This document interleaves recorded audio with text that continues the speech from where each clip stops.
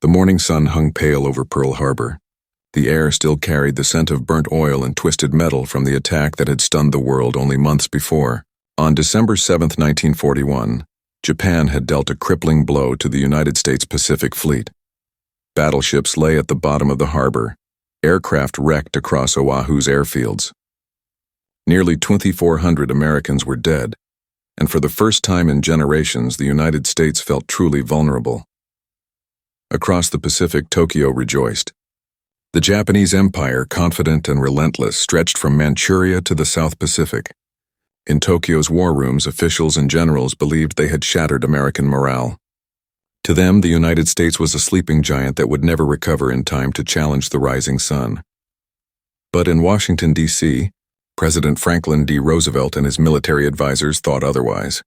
They needed a response, something bold, something that would prove to both Japan and the American people that the United States was not broken. The nation needed to strike back, not out of revenge alone, but to reclaim the spirit of resistance that had been buried under the ruins of Pearl Harbor. From this desperation was born an idea so audacious that it bordered on the impossible: a direct attack on the Japanese homeland itself. The concept was first suggested by a Navy officer, Captain Francis Lowe, who observed that twin-engine bombers might be able to take off from aircraft carriers if their runways were long enough. It was an untested theory, one dismissed by many as suicide. Yet when the proposal reached the desk of Lieutenant Colonel James Harold Doolittle, a man known for his daring record-breaking flights and fearless innovations, it ignited something deep within him. Doolittle saw beyond the danger. He saw symbolism. If American bombers could reach Tokyo even once, the illusion of Japanese invincibility would shatter. He immediately began planning what would become known as the Doolittle Raid. The plan defied every rule of conventional warfare. 16 B-25 Mitchell bombers would be loaded onto the aircraft carrier USS Hornet. These were land-based bombers, far too large and heavy to land on a carrier, and barely capable of taking off from one. Once launched, they would have no way to return. The crews would bomb military and industrial targets in Japan, then continue westward toward China, where they would ditch or bail out, hoping to find refuge among Chinese allies. Every man chosen knew that survival was uncertain. Throughout March 1942, Doolittle trained his crews in secret at Eglin Field, Florida. They practiced short-field takeoffs on runways painted with carrier deck outlines, learning to lift heavy bombers into the air in just 467 feet, less than 1/10 of what they were used to. The training was grueling, the secrecy absolute. Even the crews had only vague notions of their mission's true purpose. Meanwhile, in the Pacific, the USS Hornet prepared in silence. In mid-April, she slipped out of San Francisco Bay under heavy escort, carrying 16 B-25s lashed to her deck. The men aboard the carrier, sailors and airmen alike, knew they were part of something historic. As the Hornet plowed through cold Pacific waters, tension filled every corridor. The bombers occupied nearly every inch of the flight deck, their noses pointed toward the horizon, their fuselages covered with olive-drab paint that gleamed faintly in the mist. The weather grew harsher with each passing day, and the risk of detection increased. Admiral William Halsey commanded the task force. He knew that if Japanese reconnaissance planes spotted them too early, the entire mission would have to be aborted. The carrier had to approach within 400 nautical miles of Japan, dangerously close to enemy waters, before the bombers could take off. On the morning of April 18, 1942, fate intervened. At 7:38 a.m., a Japanese patrol boat, numbered 23 Nidomaru, spotted the American task force. The Hornet's guns opened fire, sinking the small craft, but not before it radioed a warning to Japan. The element of surprise was gone. Doolittle and Halsey faced an impossible choice. They were still 650 miles from Japan, over 200 miles farther than planned. Launching now meant almost certain death for the air crews. Waiting meant risking a full Japanese counterattack on the fleet. Doolittle didn't hesitate. "Let's launch," he said. "We'll make it work." The sea heaved under a gray sky as the first bomber rolled forward. The carrier deck pitched violently. Rain and salt spray whipped across the plains. Every man aboard the Hornet gathered along the edges of the flight deck, holding their breath. At 8:20 a.m., Doolittle's own aircraft, Plane number 40-2344 surged down the deck. Engines roared, wheels lifted, and the bomber clawed its way into the air, barely clearing the bow of the carrier as it dipped into the waves. One by one, the other 15 bombers followed, each rising into the uncertain skies toward Japan. The Hornet's crew erupted in cheers as the final bomber disappeared into the clouds. They knew that those men were flying into near-certain peril, but also that history had just changed course. The long flight to Japan was harrowing. The B-25s flew low over the ocean to avoid detection, their fuel gauges falling faster than they could calculate. Inside the cramped cabins, crewmen sat in silence, checking instruments, staring through the mist for the first glimpse of Japan. After nearly 4 hours, the coast came into view. Doolittle's formation split, each aircraft heading for its assigned target, Tokyo, Yokohama, Nagoya, Kobe, Osaka. At 12:15 p.m., air raid sirens wailed across Tokyo. For the first time in modern history, Japanese civilians watched American bombers streak overhead. Windows rattled. Fires erupted. The sound of explosions rolled across the city as bombs struck factories, oil storage tanks, and military installations. The physical damage was limited compared to the firestorms Japan would later endure, but the psychological impact was immense. The illusion of invulnerability, carefully cultivated by Japan's leaders, was shattered in minutes. In Tokyo's imperial palace, shock rippled through the highest ranks. Emperor Hirohito's advisors demanded to know how American planes could have reached the capital. The Army and Navy exchanged accusations. No one had believed such a strike was even possible. Meanwhile, Doolittle and his men continued west, their fuel dwindling rapidly. They faced strong headwinds and worsening weather. Reaching China now seemed impossible. As darkness fell, one by one the bombers ran out of fuel. Crews bailed out over mountains and rice fields, some landing in friendly territory, others captured by Japanese forces in occupied zones. Doolittle himself parachuted into a field near Chuchao, China. Bruised but alive, he gathered as many of his men as he could. Of the 80 airmen who took off that morning, 3 were killed in action, 8 were captured, and 4 were executed by the Japanese. The rest endured unimaginable hardship, surviving with the help of Chinese villagers who risked their own lives to protect them. When Doolittle finally returned to America, he believed the mission had been a failure. He thought he would face court-martial for losing all 16 bombers. Instead, he received the Medal of Honor. The Doolittle Raid had achieved far more than destruction. It had pierced Japan's armor of confidence and reignited America's determination to fight. In Japan, the psychological wound was profound.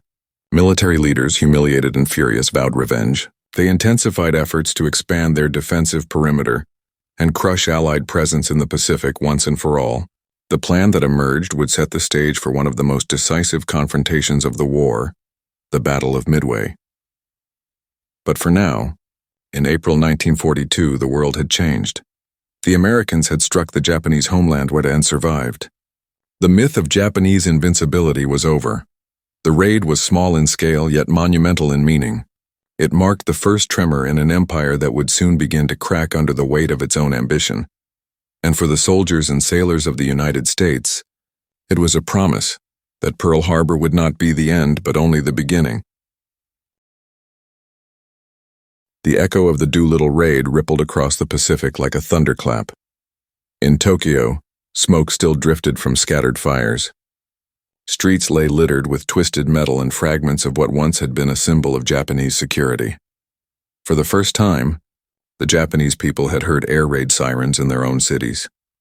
In military circles, the embarrassment was unbearable. American bombers had reached the heart of the empire, a feat the Japanese command had declared impossible.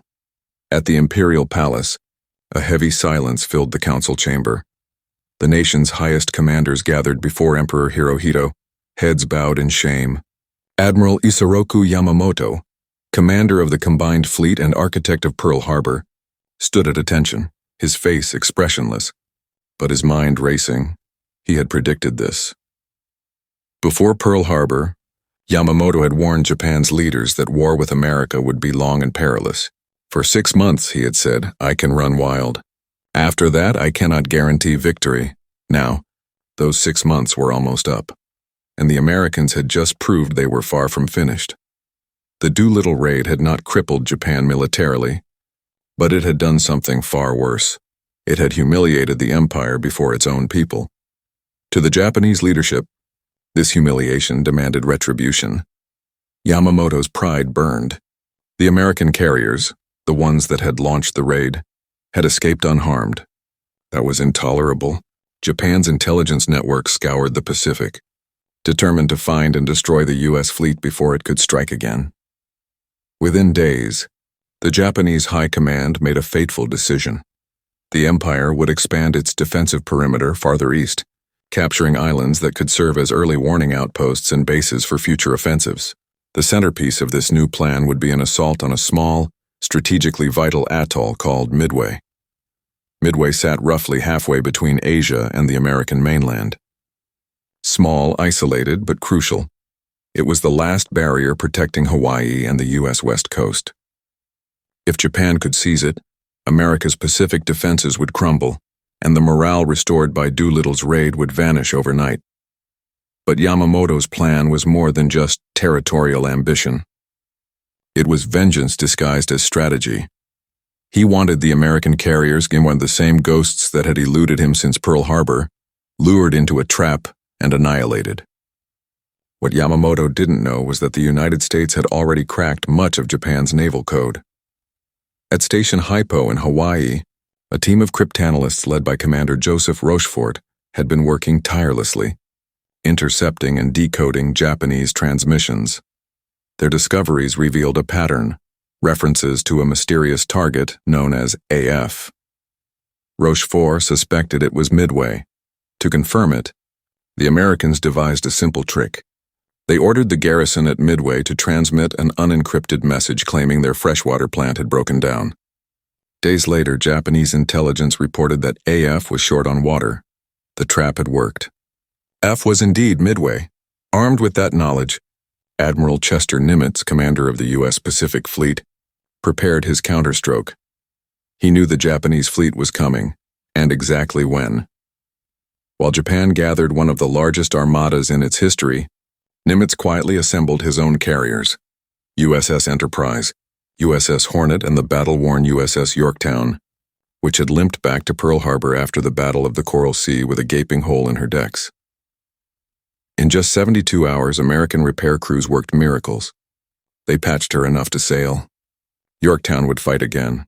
Back in Tokyo, Yamamoto's fleet steamed eastward. 4 of Japan's most powerful carriers, Akagi, Kaga, Soryu, and Hiryu, led the assault. They carried over 250 aircraft and some of Japan's best pilots, veterans of Pearl Harbor, and the conquest that had followed. Yamamoto believed the Americans were broken, that the Doolittle Raid had been a desperate gamble from a cornered enemy. But in truth, that small raid had lit a fire within the American spirit. Every mechanic, every sailor, every pilot working in the Pacific now carried that same determination. The desire to prove that America could strike back harder than ever before. By early June 1942, both fleets were moving into position. The stage was set for the battle that would decide the fate of the Pacific. At dawn on June 4th, the skies over Midway were clear. The first Japanese aircraft appeared on the horizon, sweeping in from the north. Bombs began to fall moments later, tearing into hangars, fuel tanks, and anti-aircraft positions. The island shook under the bombardment, but the defenders fought back fiercely. Marine pilots in outdated Brewster Buffaloes and Wildcats clawed into the sky, knowing they were outmatched but unwilling to yield. Smoke columns rose above the atoll, marking the beginning of a battle unlike any the world had seen. Far to the northeast, the American carriers lay in wait. From their decks, squadrons of torpedo planes and dive bombers prepared for launch. Their mission: locate and destroy the Japanese carriers before Japan could strike again. It was a contest of nerves and timing. Whoever found the other first would win. As the morning unfolded, American reconnaissance planes from Midway sighted the Japanese fleet. Messages crackled across the airwaves. The carriers Enterprise, Hornet, and Yorktown turned into the wind. Flight decks vibrated with the thunder of engines. One by one, the planes launched torpedo bombers from the VT-8, VT-6, and VT-3 squadrons and slow, vulnerable, and heading into a storm of enemy fighters. They knew the odds. They went anyway. The Japanese carriers bristled with anti-aircraft fire. Zero fighters swarmed the attacking planes. Torpedo after torpedo missed, and nearly every American torpedo bomber was shot down. Dozens of pilots and gunners perished in flames or plunged into the ocean. But their sacrifice would open a door to victory. As Japanese crews rushed to refuel and rearm their planes for a second strike on Midway, the decks of their carriers were cluttered with bombs and fuel lines. It was the most dangerous moment for any carrier. And at that exact instant, from out of the sun, American dive bombers arrived. They had come from the Enterprise in Yorktown, guided by instinct, luck, and courage. The sky exploded in a rain of death. Within minutes, Akagi, Kaga, and Soryu were ablaze, their decks consumed by fire, munitions detonating in massive fireballs that lit the sea. Japanese sailors leapt into the burning water. The might of the Imperial Navy, so proud and confident, was being ripped apart in a single devastating strike. Admiral Chuichi Nagumo, commander of the carrier force, watched in disbelief as his fleet disintegrated. The precision that had defined Japan's victories now dissolved into chaos. Only one carrier, Hiryu, remained. She launched 2 furious counterattacks, striking Yorktown twice, crippling her beyond repair. But by evening, Hiryu too was found and destroyed by American bombers. By the time the sun set on June 4th, all 4 Japanese carriers, the same ones that had led the attack on Pearl Harbor, were gone. Japan had lost over 250 aircraft and hundreds of its most experienced pilots, the elite that could never be replaced. In the aftermath, the surviving ships of the Imperial Navy retreated westward, leaving behind a sea littered with wreckage and oil fires. The Battle of Midway was over. It had lasted barely 24 hours, yet it changed the course of the entire war. For Japan, it was a disaster masked by censorship. The government downplayed the losses, telling citizens that the empire still held the upper hand. But inside the naval command, the truth was undeniable. Japan's offensive power had been broken. For the United States, Midway was redemption. The daring of the Doolittle Raid had set the spark, and Midway was the flame that turned that spark into a storm. America had seized the initiative. For the first time since the war began, the tide had turned. Across the Pacific, American morale soared. The news of victory spread through factories and shipyards, through barracks and small towns. Men enlisted in record numbers. Women joined the workforce, building the ships and aircraft that would carry the fight across the ocean. But beneath the celebration, the reality was grim. The Pacific War was far from over. In Tokyo, Yamamoto sat alone aboard his flagship Yamato, the largest battleship ever built. He read the reports of the disaster in silence. His prediction had come true.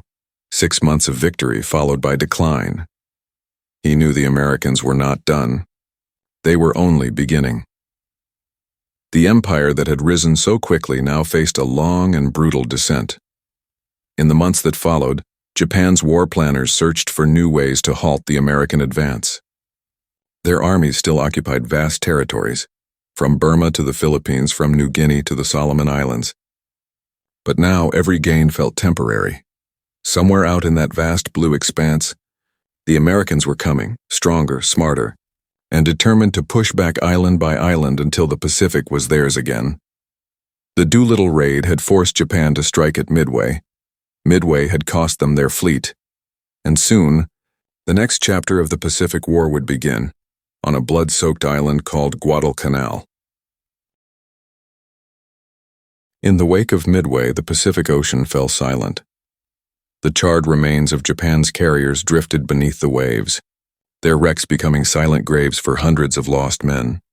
For the first time, the Imperial Navy had been stopped, and the momentum of conquest had been broken. But the war was far from over. Though stunned, Japan still held a vast empire. From Burma to the Dutch East Indies, from the Philippines to New Guinea, the rising sun still shone over millions of square miles of conquered land.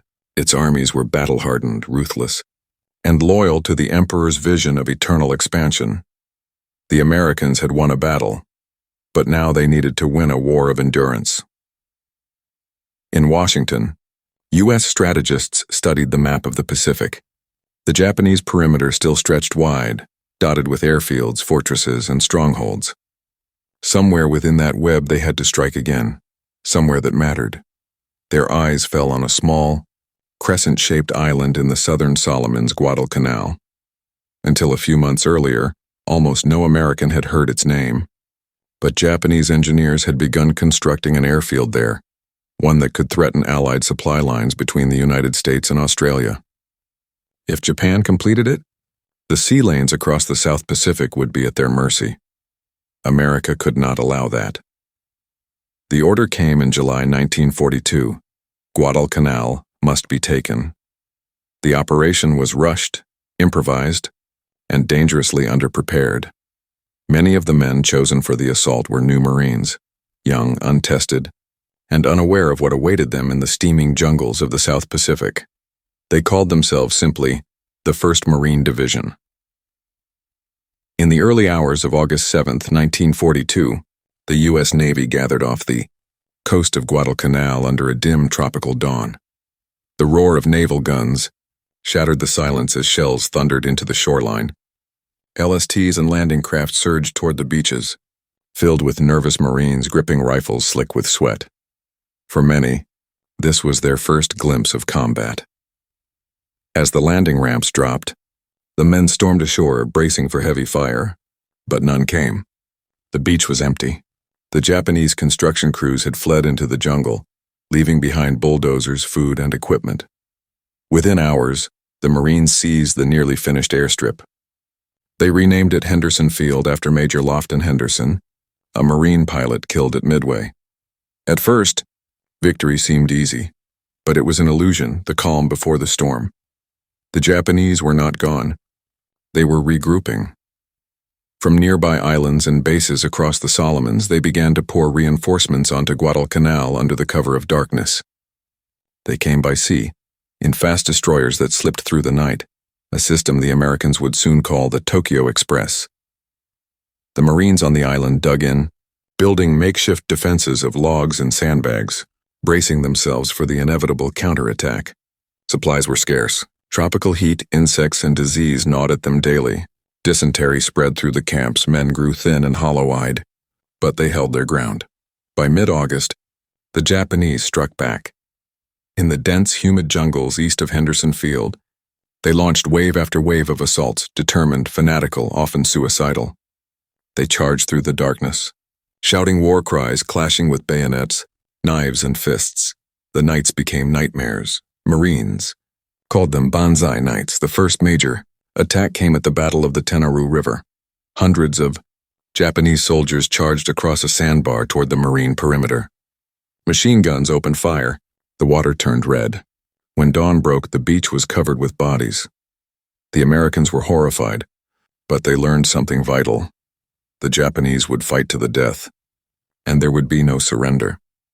Day by day, the battle for Guadalcanal grew into a brutal struggle of survival. The Japanese controlled the seas by night, while the Americans controlled the skies by day. The island became a no-man's land of mud, blood, and fire. Henderson Field was the lifeline. Whoever held it controlled the island.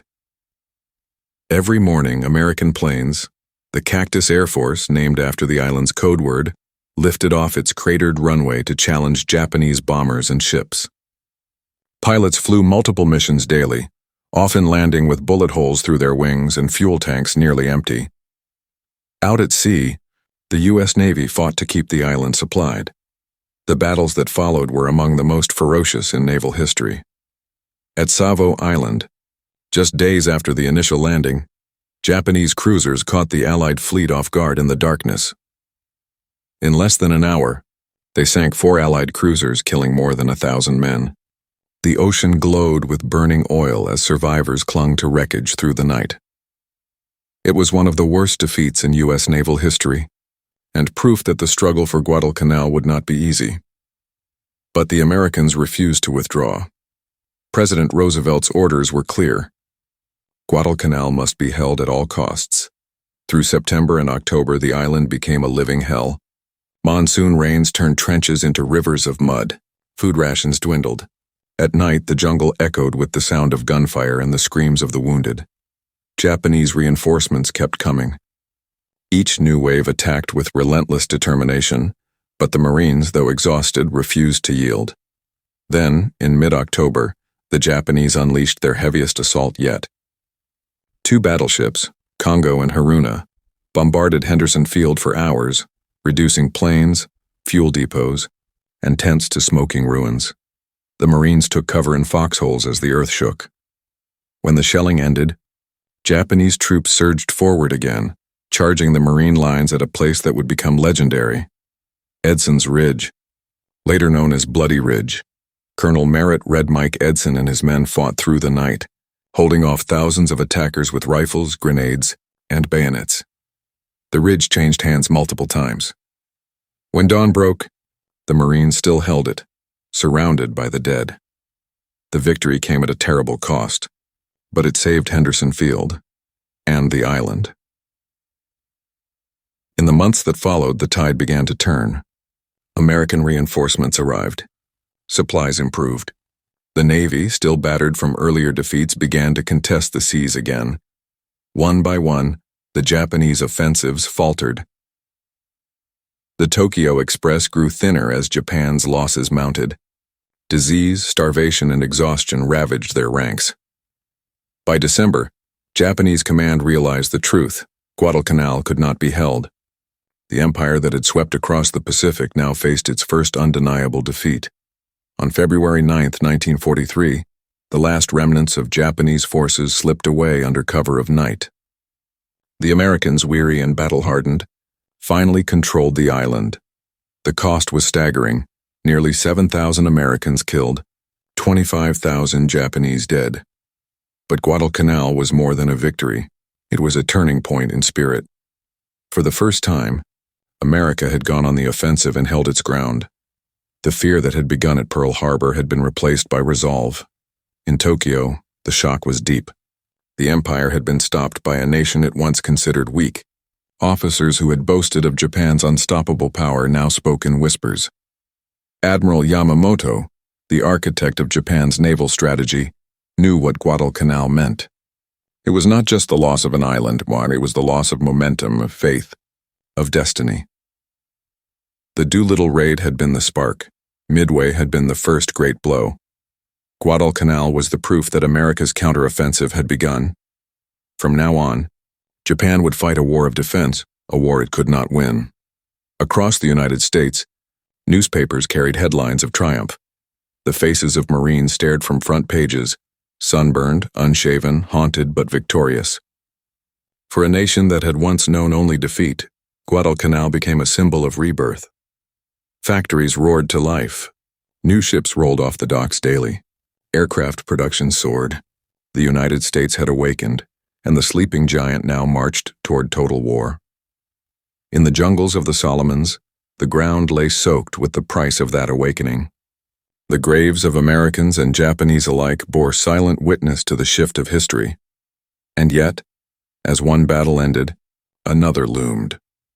The war in the Pacific was only beginning its most brutal phase, a chain of island battles that would stretch from the Solomons to the Marianas, from the Philippines to Iwo Jima and Okinawa. The road to Tokyo would be long and paved with blood, but from the burning decks of the USS Hornet, from the wreckage of Midway, and from the muddy foxholes of Guadalcanal, a single truth had emerged. The Japanese were no longer advancing. They were falling back. And America, the nation once on its knees, was now standing tall, ready to carry the war all the way to Japan's doorstep. The fires of Guadalcanal had barely burned out when the next wave of war began. The victory had proven that Japan could be beaten, but it also revealed just how far the Americans would have to go to finish the fight. Across the Pacific, new battle plans took shape. Admiral Chester Nimitz and General Douglas MacArthur began a twin offensive, one advancing through the Central Pacific, the other along the southwest, pushing through New Guinea toward the Philippines. Their goal was simple: close the noose around Japan, island by island, until the empire itself was within reach. For Japan, the dream of unstoppable conquest was fading. Factories struggled to replace lost ships and planes. Fuel supplies dwindled. The once proud Imperial Navy now sailed cautiously, afraid to risk what little strength remained. And yet, even in decline, Japan's soldiers and sailors fought with a ferocity born of desperation. By early 1943, the Pacific had transformed into a vast battleground, from the coral reefs of the Solomons to the jungles of New Guinea and the endless blue expanse of the Central Pacific. The Doolittle Raid had been the first American strike against Japan. Now every island, every airfield, every inch of ocean became an extension of that same message, that America would never again fight from the shadows. But even as the tide turned, the war still exacted a brutal price. In April 1943, 1 year after the Doolittle Raid, the Japanese Navy suffered another devastating blow, this one personal. American intelligence, using the same cryptographic methods that had revealed the Midway plan, intercepted a transmission outlining the travel schedule of Admiral Isoroku Yamamoto, the man who had orchestrated the attack on Pearl Harbor and had sworn to destroy the U.S. fleet. President Roosevelt authorized a daring operation: intercept Yamamoto's plane over the Solomon Islands. On the morning of April 18, 1943, exactly 1 year to the day after the Doolittle Raid, a group of American P-38 Lightning fighters took off from Guadalcanal. They flew low over the ocean for hundreds of miles, guided only by precise timing and faith in their intelligence. At 9:34 a.m., they sighted 2 Japanese transport aircraft escorted by fighters. The Americans attacked. Moments later, Yamamoto's plane crashed into the jungle of Bougainville, the architect of Pearl Harbor. The man whose victories had once terrified the world was dead. The symbolism was unmistakable. Exactly 1 year after Japan had been humiliated by the Doolittle Raid, its most celebrated commander was gone, struck down by the very nation he had once vowed to destroy. From that point onward, Japan's fate began to unravel faster than even its leaders could control. Throughout 1943 and 1944, the Allies advanced relentlessly. At Tarawa, U.S. Marines waded through chest-deep water under murderous fire, losing over 1,000 men in just 76 hours. At Saipan, civilians leapt from cliffs rather than surrender, victims of a war built on fear and propaganda. At Leyte Gulf, the largest naval battle in history, Japan's last major fleet was annihilated. The empire was bleeding to death, yet it refused to admit defeat. By mid-1944, American B-29 superfortresses began bombing Japan directly, fulfilling in terrifying scale the vision that Doolittle had pioneered 2 years earlier. Where 16 bombers had once struck Tokyo in a symbolic raid, now hundreds filled the skies, leveling cities night after night. Tokyo, Osaka, Nagoya, all burned. The firestorms consumed tens of thousands of lives. Still, the Japanese government refused to surrender. The emperor's advisors spoke of fighting to the last man, the last island, the last breath. As American forces moved closer, through the Philippines, Iwo Jima, and finally Okinawa, the cost of victory mounted. Each island became a fortress, each battle a nightmare of blood and fire. At Iwo Jima, over 20,000 Japanese soldiers fought to the death inside tunnels and bunkers, killing nearly 7,000 Americans before the island finally fell. The image of U.S. Marines raising the flag atop Mount Suribachi became a symbol of sacrifice. But behind it lay the memory of tens of thousands who would never return. At Okinawa, the final stepping stone to Japan itself, the horror reached its peak. The island's hills became killing fields. Kamikaze pilots dove their planes into American ships, turning the sea into a graveyard of twisted metal and fire. More than 12,000 Americans died, and over 100,000 Japanese perished, soldiers and civilians alike. By the summer of 1945, Japan stood on the brink of annihilation. Its navy was gone, its air force reduced to suicide missions, its cities burned to ash. And yet even now no surrender came. In Washington, American leaders faced a grim decision. An invasion of Japan would cost millions of lives, both American and Japanese. Every calculation pointed to catastrophe. Then came a weapon unlike any the world had seen before. On August 6, 1945, a single B-29 bomber, the Enola Gay, dropped an atomic bomb on Hiroshima. A city vanished in seconds. Tens of thousands died instantly, and tens of thousands more in the days that followed. 3 days later, Nagasaki met the same fate. For Japan, the realization was unbearable. The war they had started in triumph had ended in ruin. The empire, built on pride and blood, was now reduced to rubble and silence. On August 15, 1945, Emperor Hirohito addressed his people directly for the first time in history. His voice trembled over the radio as he announced Japan's surrender. The war situation, he said, has developed not necessarily to Japan's advantage. Across the Pacific, the guns fell silent. The nightmare that had begun at Pearl Harbor, that had swept through the jungles of Guadalcanal and the skies over Midway, was finally over. But history, like the ocean, never forgets. For the men who had launched from the USS Hornet on that gray morning in April 1942, the war had come full circle. The impossible mission that once seemed suicidal had become the opening act in a chain of events that led to victory. James Doolittle, who had once thought he would be court-martialed for losing his planes, was now hailed as one of America's greatest heroes. His daring raid had not only struck Tokyo, it had struck the heart of Japanese confidence. In the end, that confidence was what doomed them. The Doolittle Raid had forced Japan to lash out, to overextend, to gamble, to fight battles it could not afford. Midway was one of those gambles, Guadalcanal another. Each defeat weakened the empire further, until the once mighty rising sun fell beneath the weight of its own ambition. In post-war Japan, survivors remembered the day the sirens first wailed over Tokyo, the day they realized that America was not broken, that the enemy they had underestimated was only awakening. For the Americans who fought their way across the Pacific, that awakening had come at a terrible cost. But it proved something greater than revenge. It proved endurance. The Doolittle Raid had not been about destruction. It had been about belief. Belief that even in defeat, courage could ignite victory. As the years passed, the men of the Doolittle Raid gathered in reunion. Their hair gray, their bodies frail, but their spirits unchanged.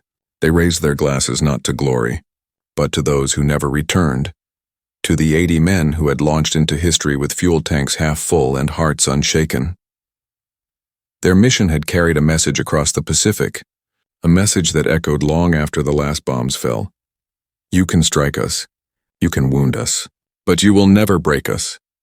And in that message, unborn, from the roar of 16 bombers rising from the deck of the USS Hornet, began the downfall of an empire. The Doolittle Raid did more than shock Japan. It awakened America, and from that awakening came the fire that burned through the Pacific, ending with the dawn of a new world, one forever changed by courage, sacrifice, and the unyielding will to fight back. History remembers the battles, but never forgets the spark that began them. This was the spark, the Doolittle Raid, and the moment Japan realized that America was only beginning to fight.